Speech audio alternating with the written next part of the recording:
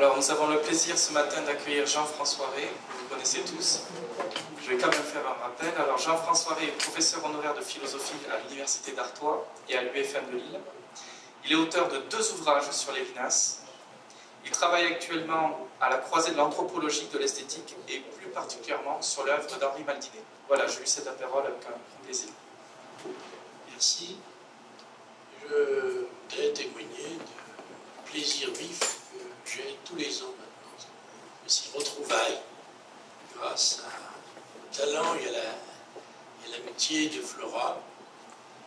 Et je voudrais introduire mon propos sur exister à l'accusatif. Je trouverai ce nom.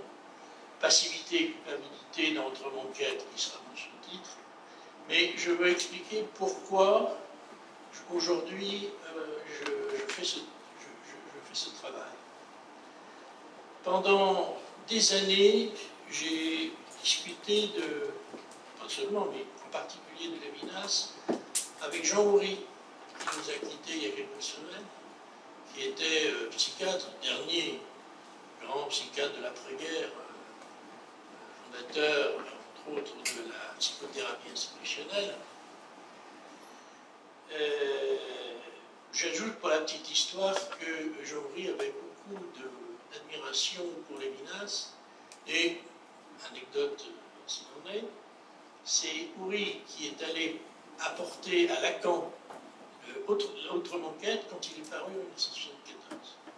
Houry qui, je dis en passant, a passé 27 ans sur le divan de Lacan, c'est un record toute catégorie, et je suppose qu'il ne parlait pas seulement de son cher petit moi, mais de bien d'autres choses. Alors, si vous voulez, j'ai repris des pages que Flora, de son côté, a déjà commenté il y a quelque temps. Vous trouverez le texte dans Rencontrer l'imprévisible. Et donc, j'essaierai de ne pas faire de redites. Mais mon propos, c'est en quelque sorte de construire un argumentaire pour y voir clair sur la notion de culpabilité chez Lévinas. Sous cet intitulé, donc, Exister à l'accusatif, je présume que les pages d'Autrement qu'être consacrées, du moins à l'accusatif, à la passivité plus passive que toute passivité, ainsi qu'à la culpabilité hyperbolique. Donc, ces pages sont des pages qui concernent l'existence humaine. Mais selon quel régime nous concerne-t-elle? Descriptif ou prescriptif? S'il s'agit du descriptif, nous avons en effet une bonne description par Lévinas de la conscience morbide, voire du délire de culpabilité, j'en parlerai tout à l'heure, et notamment la phrase qui fait grincer des dents certaines personnes, plus je suis juste, plus je suis coupable. Mais si c'était le cas, il n'y aurait là rien d'autre d'original que ce que l'on peut déjà lire dans les traités de psychopathologie les plus classiques, et je pense à ceux qui étaient contemporains de Lévinas lui-même, Eugène Minkowski, Montrier, etc. Il va de soi que ce n'est pas l'objectif de Lévinas. Autrement qu'être est par-delà le normal et le pathologique, et ne pose à aucun moment la question des normes du bien-vivre, voire de la simple santé mentale. Pour le descriptif, il n'y a rien de plus dans, si on parle de psychopathologie, dans ces quelques pages d'enquête, qu'il n'y en a dans les traités de psychopathologie classique des contemporains de Lévinas. Du côté du prescriptif, cette fois-ci, il faut bien voir que, avec Lévinas, il ne s'agit pas de morale au sens ordinaire du terme, et Autrement qu'être n'est pas un traité de morale, pas plus qu'il est un traité de médecine, évidemment. Et pour bien comprendre là aussi qu'il peut y avoir des mécompréhensions, je rappellerai cette remarque de Jean-Louis Chrétien il y a déjà pas mal de temps, qui disait en gros que si je peux porter volontaire pour me substituer à autrui, à condition que ça puisse être un projet volontaire, je ne peux en aucun cas demander à l'autre de se substituer à moi. Ce serait, dit Jean-Louis Chrétien, prêcher le sacrifice humain. Pas de réciprocité, pas de symétrie, mais évidemment pas non plus de devoir universel au sens kantien cette fois-ci. Pourtant, le lexique lévinassien use des catégories de culpabilité, comme vous savez, de l'obsession, de la persécution, et peut-être encore plus troublant, on peut lire par exemple à la page 141 de la première édition, dont je me sers, et à quelques lignes d'intervalle, l'acte de se vider soi-même, que dans d'autres textes, Lévinas appelle la kénose, mais aussi l'incarnation du sujet et la passion qui, si le mot lui-même ne figure pas, en toutes lettres, désigne pourtant la passivité absolue, sans compter une citation biblique à la charnière vétéro- et néo-testamentaire sur l'outrage, la joue frappée et la honte. Il ne s'agit pas d'un jeu où l'on frôlerait tantôt la pathologie, tantôt le sacrifice christique. Lévinas ne joue pas, je pars du principe qu'il ne cherche pas à nous induire en erreur, ou à nous faire croire qu'il simule le christianisme comme un simulacre de folie pour creuser son sillon ailleurs. Pourtant, si ce n'est pas un jeu, il demeure toutefois que c'est ce sillon propre à Lévinas, dans Autre Conquête, qu'il faut mettre à jour. Quelle voix lévinassienne, quelles voix lévinassiennes font entendre ces pages? Comment la comprendre malgré le voisinage des faux amis? Je maintiens toujours qu'il s'agit d'un discours qui touche à l'existence, mais pas dans le registre des faits et gestes, de la narrativité héroïque, sainte ou prosaïque. Que voudrait donc dire exister à l'accusatif? On ne peut pas dissocier l'analyse de l'accusatif de l'analyse de la passivité. Lévinas dit qu'il prend en quelque sorte congé du repli ou de l'appui que le moi trouvait dans sa demeure, dans son fort intérieur, selon le langage employé dans Totalité et Infini. Ici, au contraire, il s'agit de faire sauter les derniers retranchements. Encore, ne s'agit-il pas dans Autre Conquête du moi, fut-il haïssable, mais bien du soi, tel qu'il apparaît par exemple à la page 139. Il s'agit, dit Lévinas, de l'acte de la conscience qui se retire en elle-même. Il ne s'agit pourtant pas simplement de réflexivité, au sens ordinaire, banal, ni même d'examen de conscience, d'interprétation ou d'auto-analyse. Il s'agit en quelque sorte de se convertir à la passivité. Ce qui, vous le voyez bien, ne peut se commander ou se recommander. Il s'agit, nous dit Lévinas, d'une passivité plus passive que celle des choses. Le mot « chose » ici est important. La chose n'est pas l'objet. Elle repose dans son élément et elle s'offre à la prise. L'objet, c'est déjà un concept qui ne se comprend que dans un rapport à un sujet.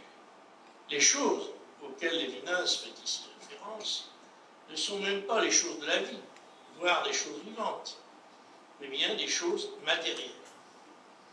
Mais cette matérialité, et là, on se souvient de la fameuse ultra-matérialité exorbitante dans Totalité Infinie, cette matérialité est le nom commun de ce que Lévinas désigne ici et ailleurs comme le dehors. La matérialité, c'est la résistance même du dehors. C'est une résistance qui se laisse nommer, qui s'expose au langage.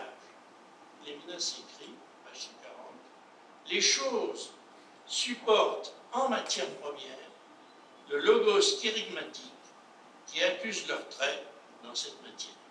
Fin de citation.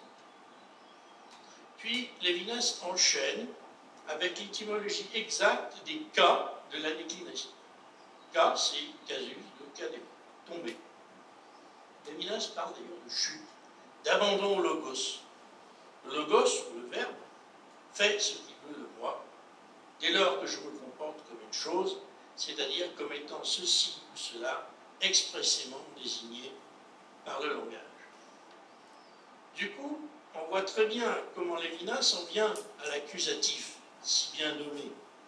C'est le cas où je me trouve mis en cause, désigné et appelé.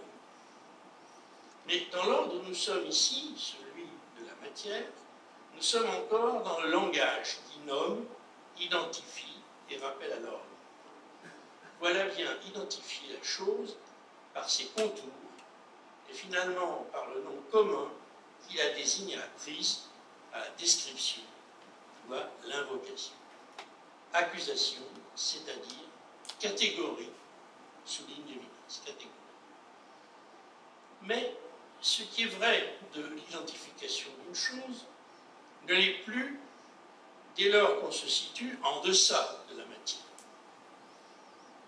Prenons le cas de l'interprétation la plus banale, de l'interpellation la plus banale et la plus grossière, la moins respectueuse qui soit, et vous, là-bas.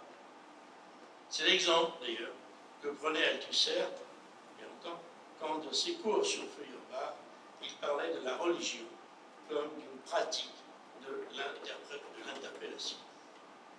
Mais ici, avec Lévinas, il s'agit d'une archi-interpellation, c'est-à-dire d'une obsession anarchique par laquelle d'ailleurs on échappe au langage qui caractérise, registre, qui nomme, qui enregistre. Il s'agit, dit Lévinas, du moment où on est accusé, je cite, en deçà de la matière première. Fin de citation. La matière est toujours à la fois modelable et saisissable. J'imagine d'ailleurs que dans toutes les armées du monde, aujourd'hui, on pratique toujours la mobilisation des hommes, l'interpellation, qui dans ce contexte très particulier s'appelle un ordre, qui n'est pas du tout la même chose que, évidemment, que ce qu'on a chez Lévinas. Donc, fin de parenthèse, donc l'accusé est le destinataire.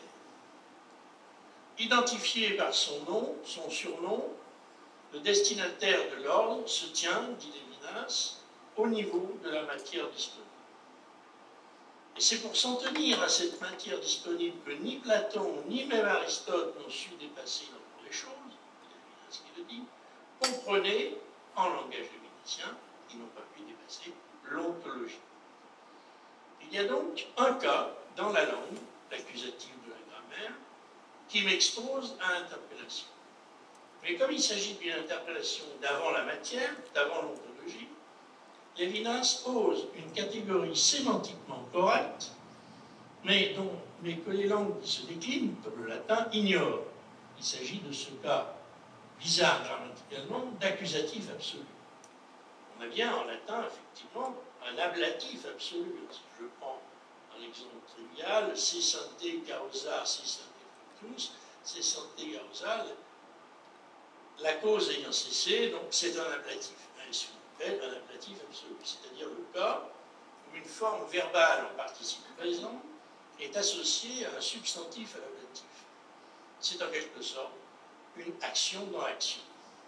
Mais accusatif absolu est évidemment un cas qui ne peut être que singulier, c'est-à-dire interpellé en nom propre.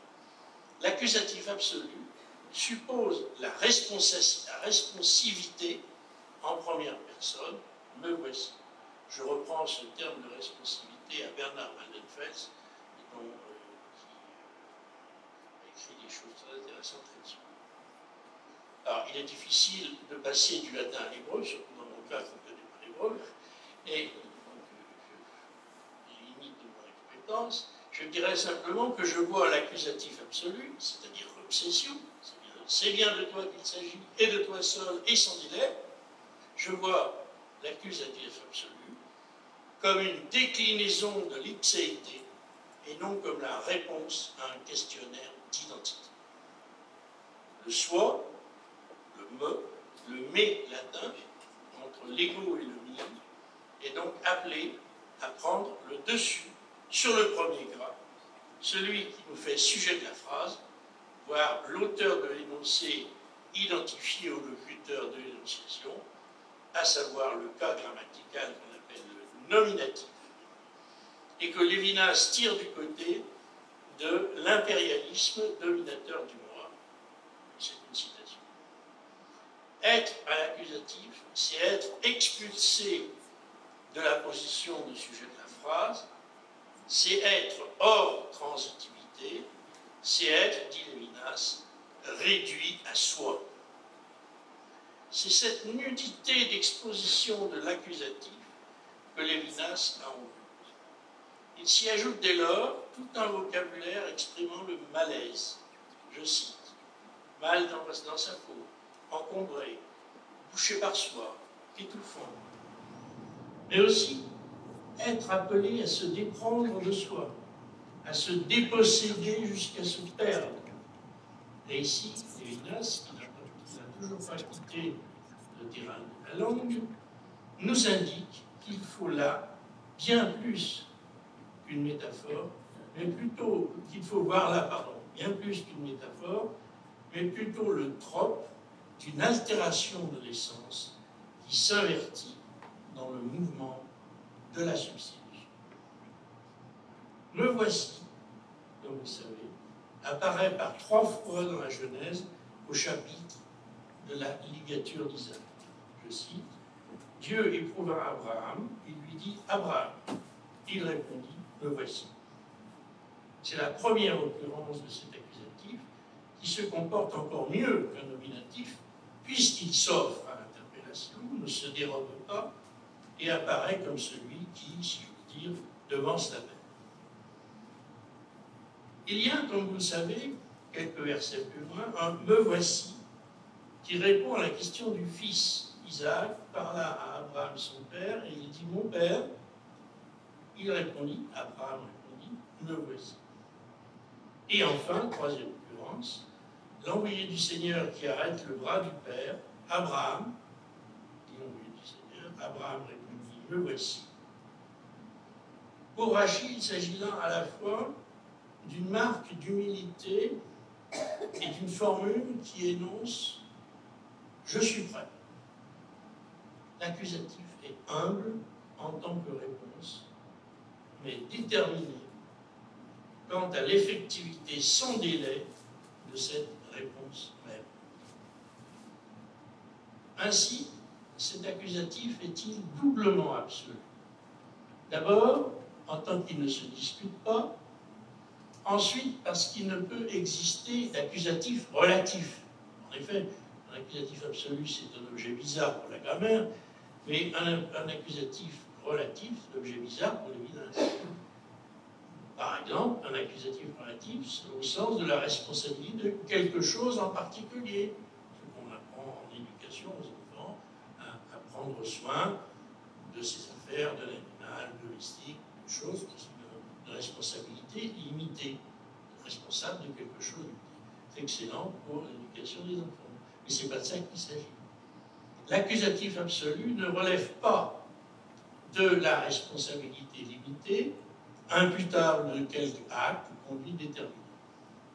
Enfin, l'accusatif est absolu parce que l'on n'est plus dans un langage de l'acte, mais bien dans l'élément de la passivité. La passivité n'est pas l'envers d'une activité bien délimitée. Sa source active, c'est une formule de Lévinas, sa source active n'est pas thématisable. Ici, il faut souligner l'approfondissement par Lévinas de la passivité telle qu'il la concevait dans totalité et infinie. Rappelons que Lévinas reprend le concept de passivité à Husserl, pour qui il recouvre tout le champ de la prédonation. Passivité de la conscience, synthèse passive, le pouvoir de constitution de la conscience est destitué. Husserl annonçait la fin de l'actualisme pur de l'intentionnalité kantienne de la conscience. Spontanéité et activité sont débordées.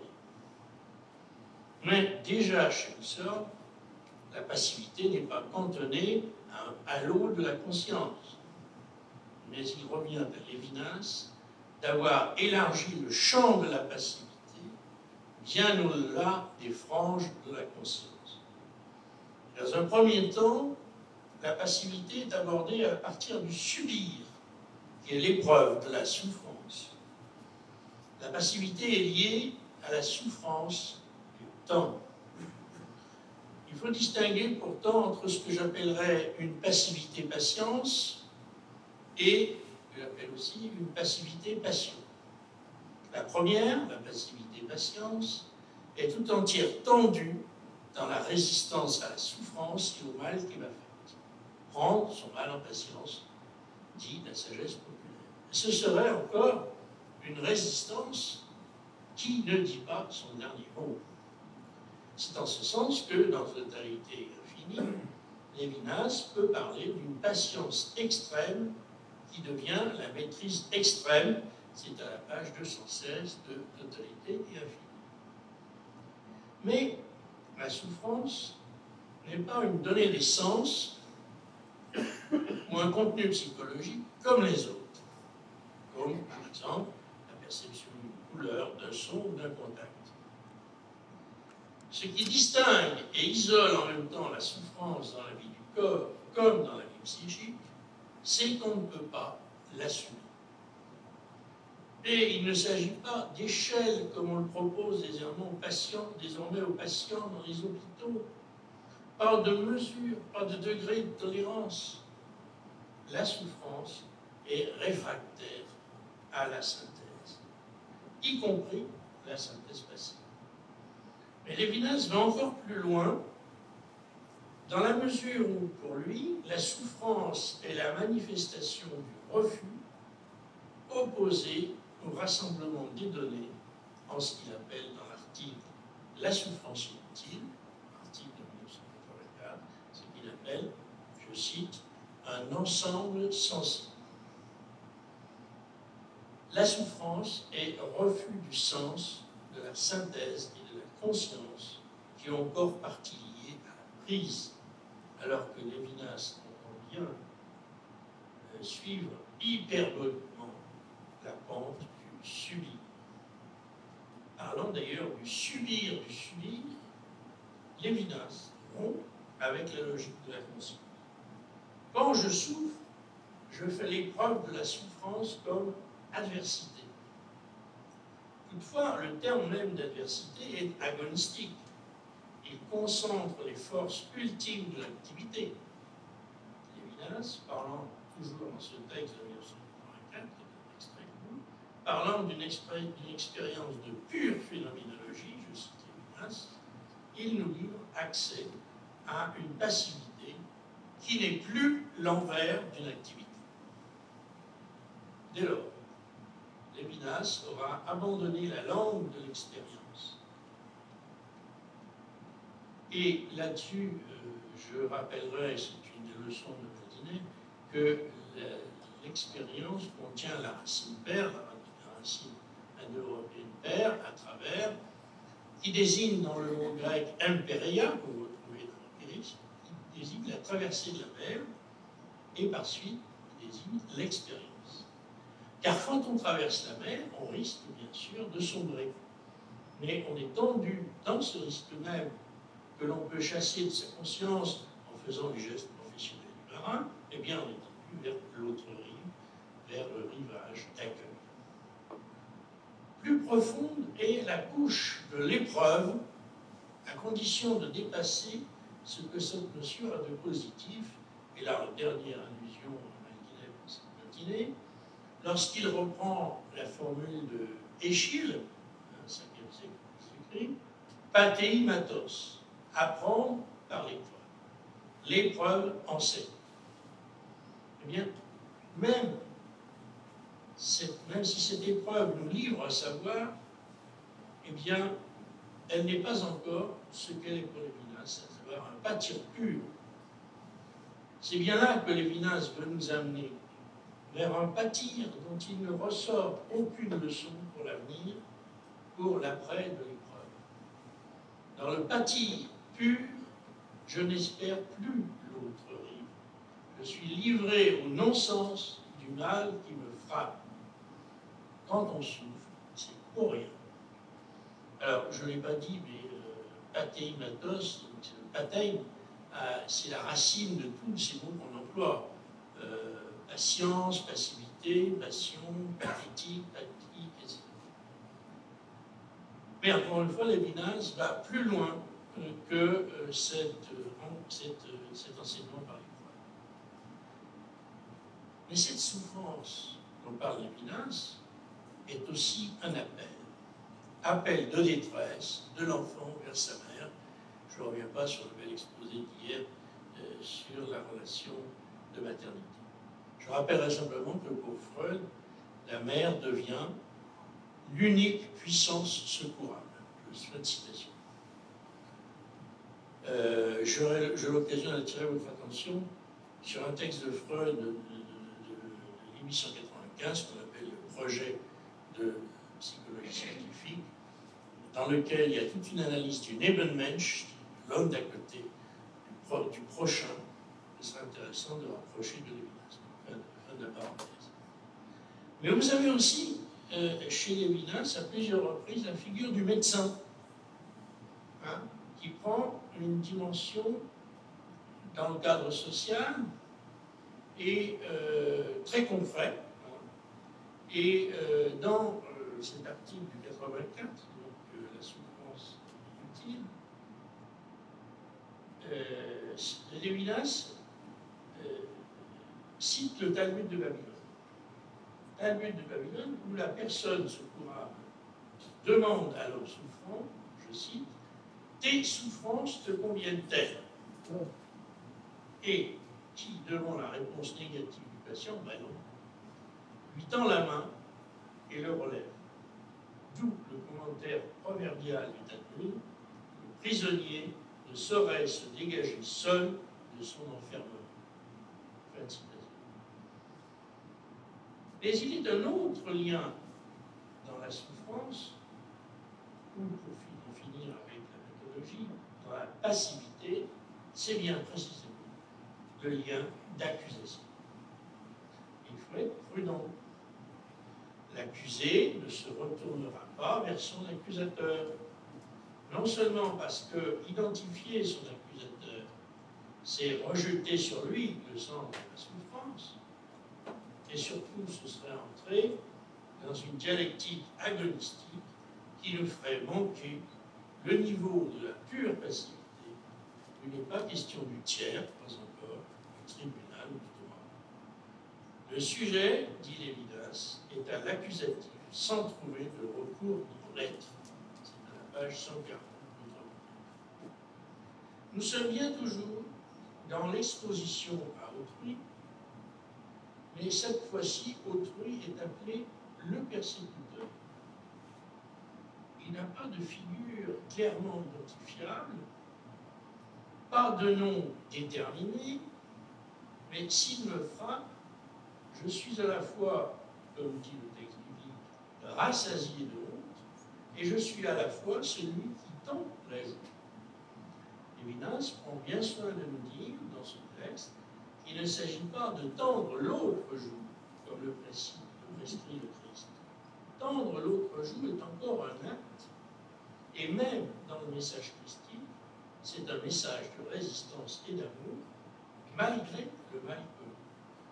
Dès lors, il y a action, même si cette action se borne à faire mémoire du geste de tendre l'autre joue. En refusant l'apologue évangélique, Lévinas radicalise le sens de la persécution. Il y faut la relation au persécuteur qui est infiniment plus complexe que la leçon du catéchisme. Car la passivité à laquelle Lévinas veut nous amener ne mérite l'épithète d'intégrale, je cite, ou d'absolu, que si le persécuté est susceptible de répondre du persécuteur. Fin de citation. Il faut alors évoquer la nouvelle forme de passivité que l'on peut appeler passivité-passion, en prenant le risque, qu'il faudra dissiper, d'entendre passion comme le récit évangélique une passion-substitution de l'agneau de Dieu. Essayons d'entendre cette passion au niveau de chacun, hors théologie, hors perspective du salut, hors la perspective, comme dit Lévinas, d'une, je cite, vertu magique quelconque de rachat. Page 141 de Subir par autrui, dit Lévinas, n'est patience absolue que si ce par autrui est déjà pour autrui. Il y a là, ajoute Lévinas, un transfert, le mot est lui, par lequel se laisse dire la subjectivité, transfert du par autrui vers le pour autrui. Pas vraiment une opération, plutôt une conversion immédiate. Toujours sous l'effet du visage d'autrui, mais cette fois du visage du prochain comme persécuteur. En quelques lignes, on passe du visage à l'autre manquessence, que Lévinas met ici entre guillemets, comme étant une autocitation. Celle-ci, l'autocitation, a alors pour fonction de nous rappeler que nous sommes ici au cœur de la problématique d'autonomie, c'est-à-dire le désintéressement va jusqu'à l'expiation pour autrui. Je cite Lévinas, la persécution ne vient pas s'ajouter à la subjectivité du sujet et à sa vulnérabilité, elle est, la persécution, le mouvement même de la récurrence.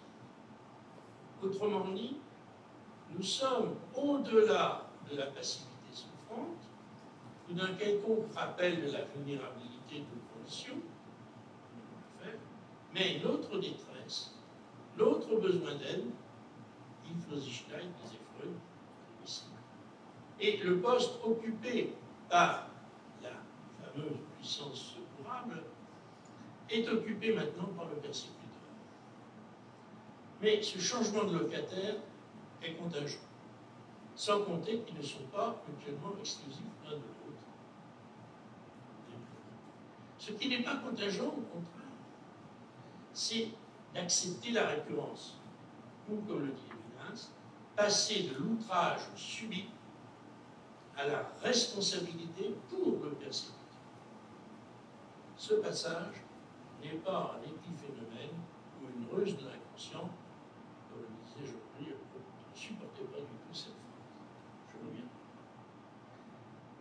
Il est, ce passage, proprement dit, lié, alors, il est l'accès à l'au-delà de l'essence.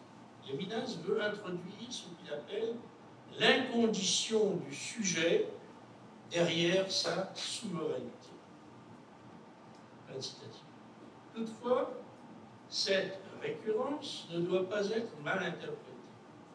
Il ne s'agit pas seulement de dégager une autre acception du mot sujet, comme on le fait par exemple en psychanalyse, où on prend bien soin de ne pas confondre le sujet nominatif et l'homme assujetti, car la psychanalyse, au sens actif de la cure, pas au sens de la littérature ou de l'interprétation, la psychanalyse vise à restituer l'accès du patient à sa toute relative et précaire autonomie de sujet. Pour Lévinas, qui n'a jamais fait la moindre référence à la psychanalyse, sinon par quelques notes rageuses, le sujet n'est pas à constituer. Même l'usage de l'autre, avec un droit à Lacan, par exemple, ne conviendrait pas ici. Car le discours de l'autre est encore pris dans une dimension de constitution, fût-elle aliénante. Même piégée de tous côtés, l'intentionnalité est encore présente sous forme du désir, sur lequel il ne faut pas céder, selon l'injonction Lacanienne.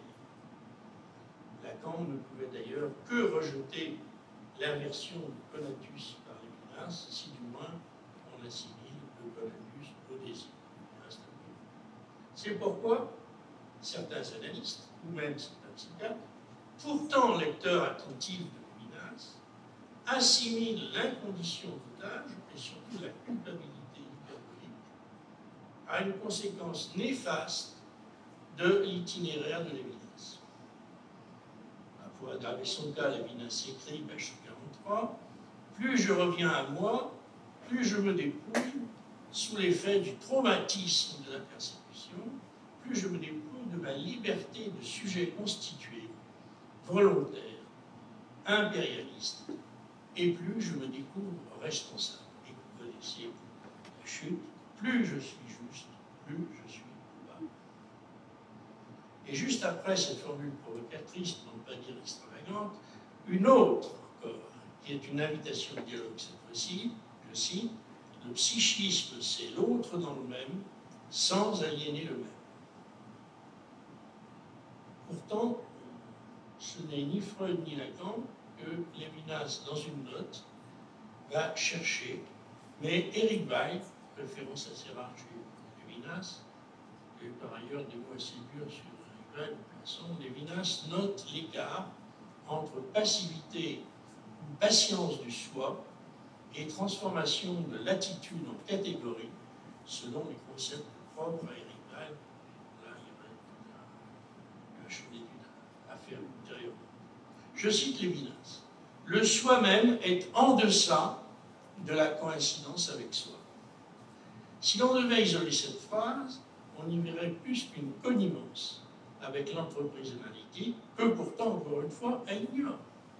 On y verrait, on pourrait de même explorer avec Lévinas la relation débiteur-créancier, notamment la référence à un endettement d'avant tout emprunt. Je ne suis pas sûr que la réception négative de l'hyper-culpabilité lévinassienne chez les professionnels des soins suicides puisse longtemps faire obstacle à une perception plus aiguë des thèses d'Autrement. Un exemple, voyez à la page 147 d'Autrement. Lévinas y rappelle l'étymologie du sujet comme sous-yecto, littéralement ce qui est jeté sous moi pour que je me supporte. Mais c'est pour ajouter aussitôt que je suis sous le poids de l'univers, responsable de tout. Ce que confirme de son côté la phrase reprise à Dostoïevski, « Nous sommes tous coupables de tout, de tous, et moi plus que n'importe qui. » La citation.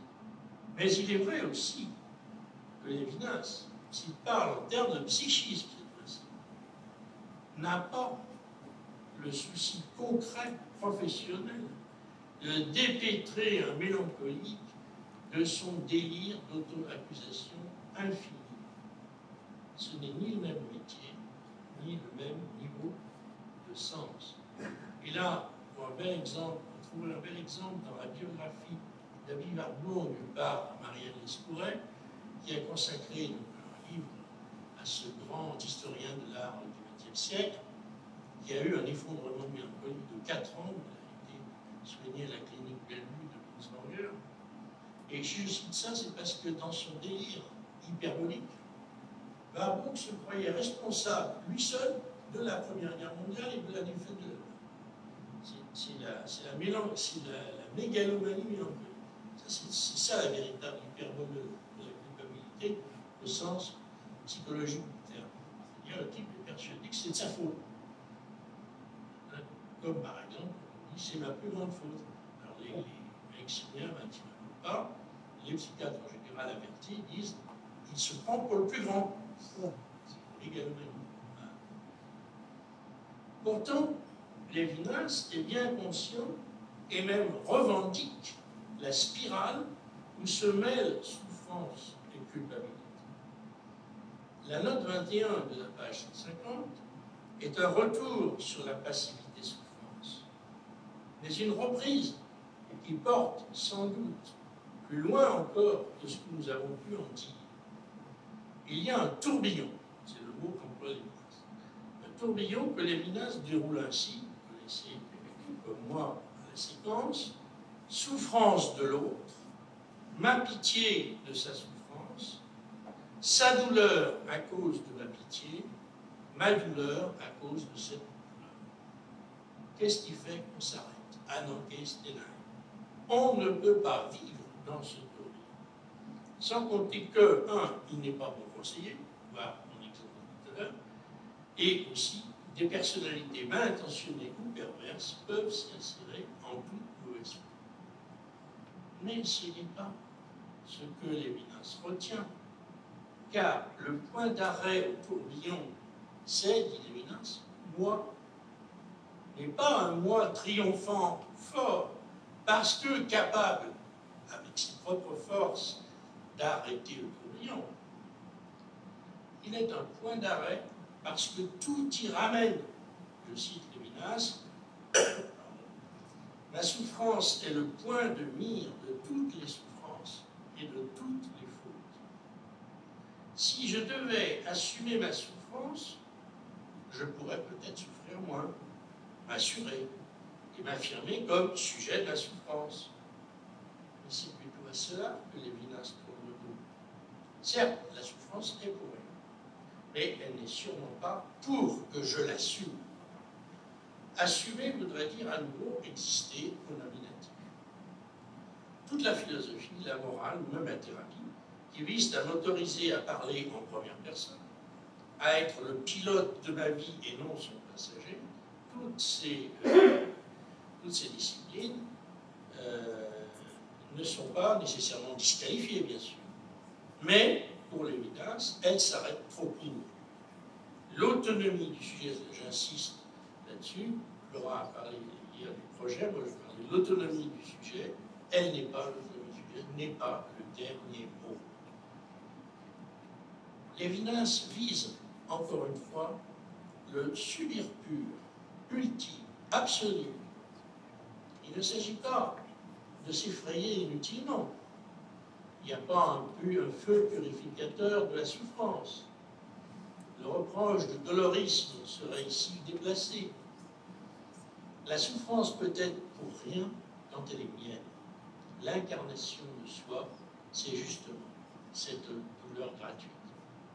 Exister à l'accusatif ne veut pas dire vivre douloureusement, mais reconnaître le caractère anarchique de la souffrance et, avant toute réflexion, comme le dit Lévinas, y percevoir une trace, celle même qui fait l'objet de notre enquête, l'illéité, trace de Dieu dans la passivité, comme l'écrit Lévinas. J'en viens à ma conclusion. Mon propos n'était pas de psychologiser la question de la culpabilité chez Lévinas, j'espère que je me suis bien fait comprendre. L'obsession et la persécution n'ont rien à voir ici avec une quelconque mélancolie, une psychose paranoïaque. Outre que la persécution ne dit pas autre chose que l'accusation, sinon que le persécuteur est mon prochain, s'il m'expose, il ne me veut pas nécessairement du mal. L'irritation de certains lecteurs pressés, hâtifs d'atténuer la radicalité de ces analyses, les a conduits à ramener ces pages de notre enquête dans les limites d'une analyse rationnelle, mais à quel prix? Soit on assiste à une normalisation de la folie lévinassienne par les catégories cliniques usuelles. Soit on décèle, comme jadis Ricoeur, une méchante atteinte à l'estime de soi, qui compromettrait la vie éthique par un masochisme injustifié. C'est à peu près la position de la mésestime de soi renvoie ici à un vécu qui peut avoir le style propre d'une conduite à l'égard du monde et d'autrui.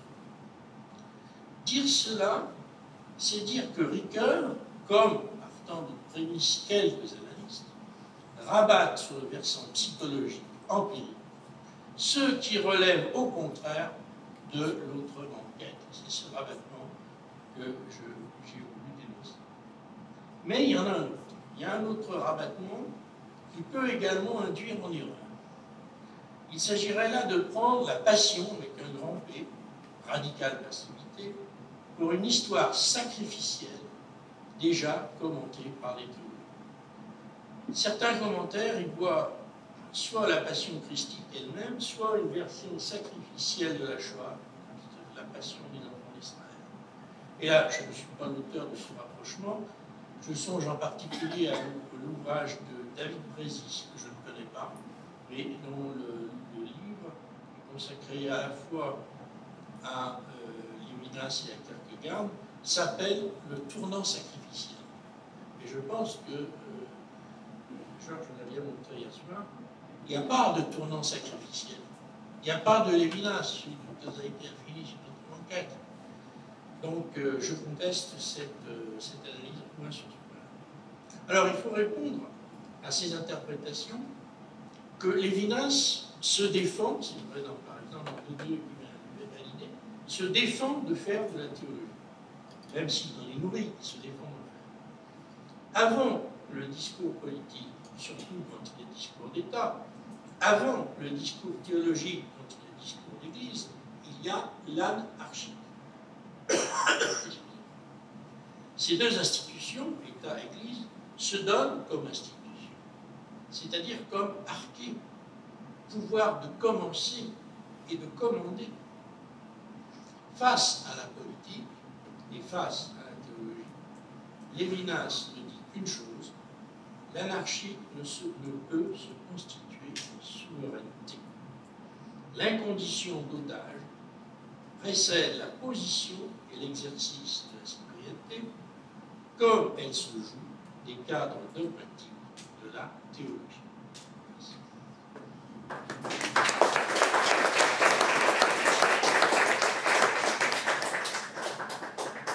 Merci beaucoup pour cette clarification absolument indispensable.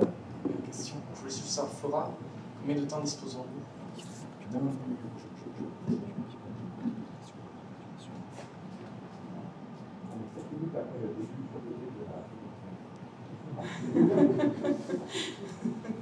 Oui, Jean-François, comme je disais à ta femme avant l'exposé, je suis une inconditionnelle et je le reste. Voilà.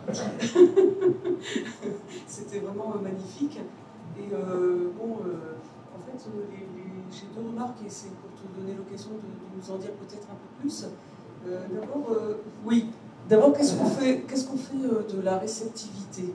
C'est-à-dire que tu as dit que la passivité, c'est l'envers de l'activité.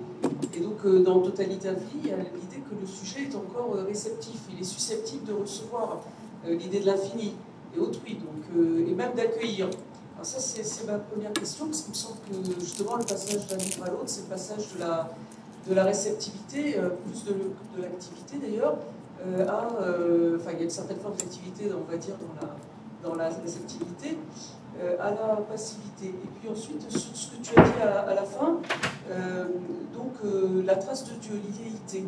Alors j'aimerais en entendre plus, parce que là, Dieu, quand même, intervient à la fin de ton propos. On sait bien que ce n'est pas théologique, mais voilà, j'aimerais juste en savoir un peu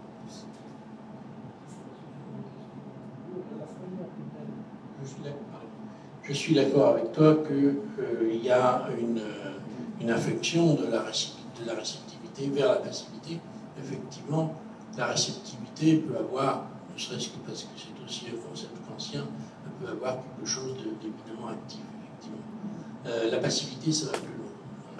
Donc, ça ne veut pas dire que Lévinas se débarrasse complètement du concept de réceptivité, mais qu'il travaille, disons, à une autre couche, qu'on peut appeler la couche pratique, la couche où se joue le drame de la passivité. Quant à l'idéité, oui, bien sûr,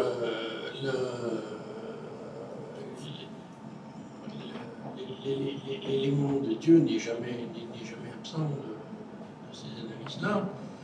Et ce que je conteste aussi bien dans un discours de type analytique que dans un discours de type théologique, ce sont cette manière de ramener à soi, de ramener à ce qu'on connaît déjà, ou un corpus, d'intégrer un corpus d'œuvres pas étrangères à Lévinas, mais étrangères en tout cas à son projet, et je pense qu'il faut résister à cette pente, en quelque sorte. Les gens vont dire, ah oui, Lévinas, oui, bien sûr, on a déjà vu ça, mais non.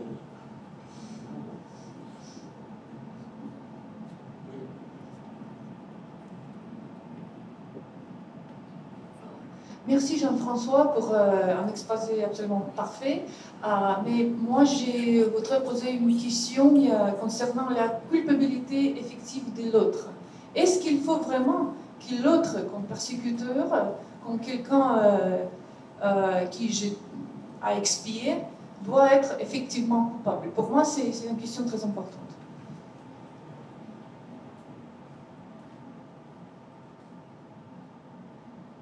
Merci pour cette question.